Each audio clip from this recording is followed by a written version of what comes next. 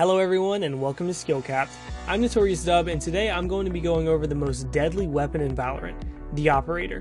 Now in this guide I'm going to be going over everything from the basics to playstyle all the way to how to counter the Operator, because a good Opper can take over a game and nearly solo carry to victory. As we've all probably noticed, the mere existence of an Operator on the battlefield changes the entire dynamic of how the enemy team moves around. But before we can talk about how to establish that kind of dominance, we have to start with the basics. So let's start with damage values. The most important thing that you need to know about the damage of the Operator is that it does 150 damage to the body. That means that this gun gives you those satisfying one-shot kills every time you click on someone's body. But with that being the case, why would you ever try to click on someone's head? This is where the biggest difference between the Operator and the normal weapons come in. While normally you want to try to keep your crosshair placement on the enemy's head level, you instead want to keep your crosshair at the enemy's chest or collarbone area. This gives you the biggest target because the enemy's arms and shoulders count as part of the torso as well and receive that 150 damage. Now the legs, they're a bit different. They receive 127 damage when they're hit with the Operator, which is still a one-shot kill to light armor, but legs are much more difficult to hit, so make sure you keep that crosshair up to give you the best chance at that one-shot kill. It is important to know though, when you do hit an enemy in the head, it deals a whopping 255 damage, which obviously seems like overkill. But there are so many walls and objects in Valorant that can be shot through that this high damage value pretty much guarantees that no matter what object you're shooting through, if your bullet touches the enemy's head, it's going to be a kill. So the important thing to remember here is to aim at the upper body unless you're shooting through a wall, where a headshot is far superior. Now one quick tip before we get into when you should use the Operator: Valorant has an auto rescope feature that allows you to scope back in as quickly as possible after firing a shot. This allows you to shoot and gives you near perfect speed in getting your next accurate shot off. And while it may not seem like much, that split second could be the difference between you living and you dying. Now it's important to understand when you should be using the Operator, because using the Operator at the wrong time can easily lead to a lost round and a ruined economy. There are two powerful scenarios you should consider when using an Operator: when you're contesting mid-control from a long angle, or when you're attempting to hold a site solo. The reason these are great times to use an Operator is because your job, as the Opper, is to get a pick before the enemy has time to establish themselves in an area that they're going for. For example, if you're playing Haven's C site, and you manage to get a quick pick on their entry fragger before they even begin to push, their team is going to think twice before finishing that push, and probably before coming back to that site altogether. And the same goes for mid-control on nearly every map. A basic rule of thumb is if you're contesting a crucial point on the map, and have room to reposition after your first shot, the Operator can be a very powerful tool, considering you know how to use it.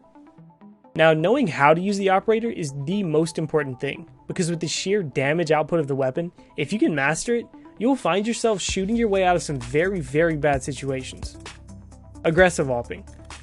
Aggressive AWPing is the flashy Counter-Strike-like AWPing that everyone wants to pull off, just because it looks so cool when you can actually make it happen. But it's just not as effective in this game for a few different reasons. For one, the buy phase allows defenders to get set up in position on site before the round actually starts, making catching defenders in rotation much more difficult. There's also a slower scope in time that gives you a little bit more of a delay when peeking around a corner before you can hit an accurate shot, and not to mention the slow movement speed is really unforgiving as well. Now, all of these things being said though, there are a ton of aggressive ways to use the Operator that are still viable, like showers or mid on bind from attacker's side.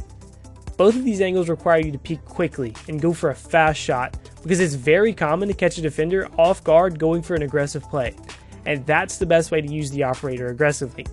Push up to an unpredictable angle and punish the enemy's aggression. Defensive AWPing. Defensive AWPing is by far the most effective way to utilize the weapon, because if the enemy pushes an angle that you're already holding, it almost guarantees you a kill. Combine that with the ability to constantly fall back and reposition to stay unpredictable, it allows the enemy to constantly push up into your angle and get picked off over and over again. This makes defensive AWPing the best for locking down sites on defense and cutting off rotations and flanks on attack. This kind of domination of an area is often enough to win rounds and games, because often establishing that dominance in an area gives you enough map control to outmaneuver your opponents as a team. Let's be honest though, this wouldn't really be a playstyle section if we didn't talk about quickscoping. Quickscoping has been a staple in shooters for a very long time, and Valorant is no exception. Although quickscoping in Valorant isn't quite as effective as in some titles, the scope in time isn't so long as to make it ineffective. In fact, if you're standing still, you only have to wait until the frame that you can see inside of your scope to have a completely accurate shot. And although you should try to avoid quickscoping, it can be a great way out of a sticky mid-range situation. But on the other side of the coin, we have no scoping. No scoping in Valorant is actually not too bad as well. Think of your operator as a slug shotgun that is only really accurate at extremely close ranges. You can turn your crosshair with movement arrow on to see where your bullet can actually go, and you'll notice that you can actually be quite deadly in those closer ranges. So no matter what, don't be afraid to take your shot, because like we talked about earlier, it really only takes one. Now with all of this being said about quickscoping and the different playstyles, who should you actually pick to use the operator with? For attacker side, Jett is the obvious favorite, because her mobility allows her to get quick picks, lock down areas, all while being able to get back to her team very quickly. And Raze is another character that is often overlooked and underestimated, but with the mobility that Raze's satchels give her, she can take some insanely aggressive peeks while still being ready to hit that shot. For defender side though, it gets a lot more lenient, with Jett being a frontrunner again because of her mobility and ability to hold uncommon angles. But characters like Sage, Cypher, and Viper, aside from when Viper has her ult, all perform extremely well with an operator because it amplifies their ability to hold down a site solo. This allows their team to play in pairs or stack a site while they can be confident that their character can hold down that site with the ult. Now that I've talked a lot about when to use the operator, let's talk about how to actually use it. Peeking. Peeking with an operator is risky because, as I said earlier, the slow movement speed is very drastic. But first and foremost, the biggest mistake that I see new players make is crouch peeking. Crouch peeking with the operator is a no-go. And when I say crouch peeking, I mean crouching, aiming down the scope, and then walking out around the corner. This peek is just so slow that you're almost guaranteed to get shot before you even see the enemy. Instead, crouch peek by peeking out and immediately scoping in and crouching at the same time. This way you're peeking out as fast as possible while moving your hitbox and then preparing to shoot the enemy all at the same time. Now the most common and effective peek you can make with the operator is to perfect peek, which means to peek your body out the smallest amount as possible while being able to see the enemy. You want to combine this peek with isolating the angle as best as possible, meaning you should try to peek only one angle at a time to avoid any enemy peeking you while you attempt to get a shot on your original target. Although the standard peek is probably going to net you the most kills, there's also jump peeking and re-peeks. Now jump peeking is the act of jumping out past the corner instead of walking past it, in an attempt to go farther than the enemy's crosshair, giving you time to scope in and click on their body before they can adjust to your unpredictable peek.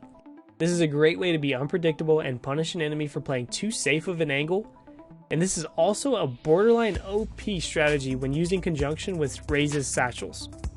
Finally, we come to re-peeks, the downfall of many players in Valorant, because when you miss that first shot, I think everyone's a little bit compelled to swing it and try it again.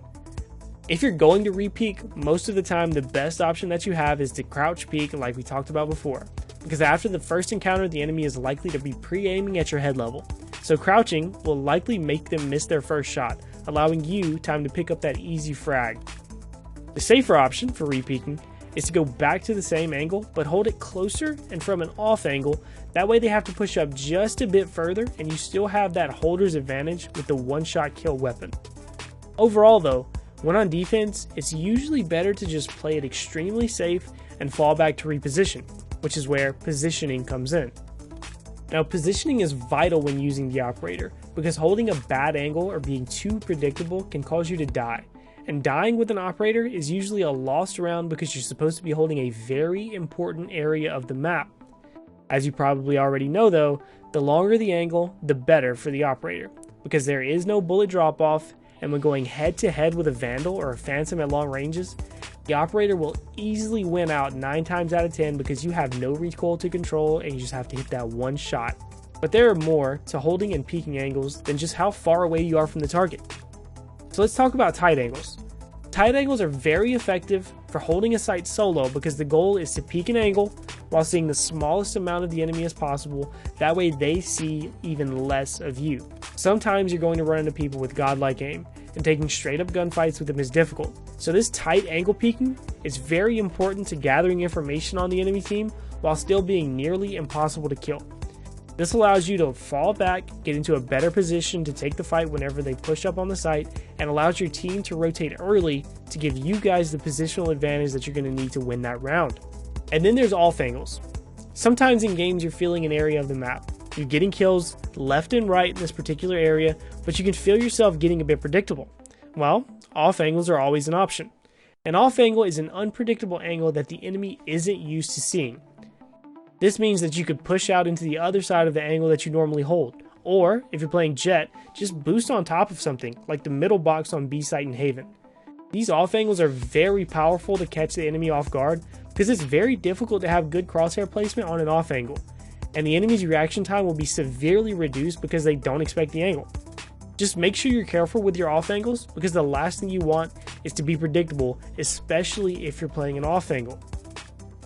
Now, most of the time you're not going to be playing the same angle the entire round, which is where repositioning comes into play. The first tip I have is whenever you take a shot, you can do something that is called a quick switch. The basics of quick switching is to press 3 to take out your knife after you shoot. This gives you the extra movement speed to allow you to get back behind cover or just reposition before you pull your operator back out. Now you can combine this with a jump to allow you to maintain that knife movement speed while you're in the air, and you press 1 to pull out your operator, so you're taking that time to pull your operator back out without actually taking that movement speed penalty. This allows you to be ready to shoot again from a much safer place than you would be if you kept the operator out the entire time and tried to walk away and reposition with that slower movement speed. But this still begs the question, where should you reposition to? Well, like I hit on earlier in the video, you want to make sure that you're unpredictable. You should also keep in mind that if you're using an operator, the other team knows that they need to flank you and catch you off guard if they want to have a chance to kill you. With that being said, if you're playing attacker, after your first shot, it's almost always a good idea to reposition to an angle where you can hold the flank. Because in Valorant, it seems like everyone is flanking. Even if no one flanks you though, that guaranteed safety still makes it worth it because your team can have the confidence to know they can play their game knowing that no one is going to come and shoot them in the back. Another great way to reposition is to find an angle that allows you to cut off a rotation. Even if it's an unlikely rotation, being able to guarantee that the enemy can't rotate through that area provides benefit for your team because you can use that information to assume where the enemy is or where they're coming from. Or you can just use that cell area to yourself to allow you and your entire team to rotate through it. Finally, one of the best ways to reposition is to hold the same area, but from a bit safer location, like A long on Haven. After taking your first shot down into A lobby, you can reposition from there to the boxes on site. This allows you to keep control of that entrance to A by long, by forcing the enemy to push deeper and deeper into your line of sight. This allows your teammate to take control of A short, and you to take control of A long, and you can still try to get off another pick before you actually have to back up and let your team come help you. Now, the common trend with all of these repositions is to maintain some control of the map, because as the operator user, you are supposed to control areas of the map. But even if you're only controlling a small portion of the map, that's better than nothing because that small portion benefits your team much more than you know because you're taking away an area of the map from your enemies. Now, since the operator is such a dominant weapon on the battlefield, you have to know how to counter it if you want to continue winning rounds against an enemy who's decent with the off. Now, first things first, you should hit that tab button at the beginning of the round and see if the enemy has more than 4,500 credits. This is the magic number because that's how much the operator costs. And if the answer is no, then you don't really have to worry about it, and you can push site freely. But if they do, you have to start thinking about some of the following strategies. And the most effective way to deal with an operator is to force them to rotate. Now, sometimes this can be a little complicated, but most of the time it's as simple as pushing the site that the operator isn't playing, because retaking a site with an operator is much more difficult than defending one. And another way to force the operator to rotate is to use your utility. If you know where the enemy op is playing, sometimes all it takes is a breach flash or a brimstone smoke to take care of them, because once they give up that initial angle, re-peeking gets much more difficult. Worst case scenario though, just smoke off the enemy's operator's angle to force them to take a more difficult angle or allow you to get close to them.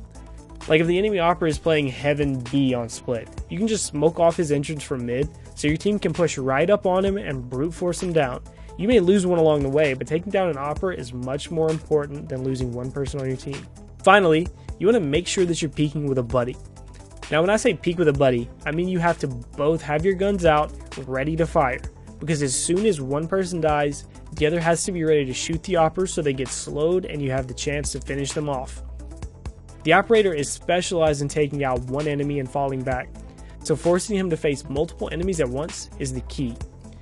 Sometimes you have to face an operator solo though, and the best way to deal with them in that situation is to bait out their shot, and the shoulder peek is the best way to do it. Now shoulder peeking entails that you stick out your shoulder just far enough to bait that first shot on the enemy opper, and immediately peek while he's repositioning or chambering that next shot.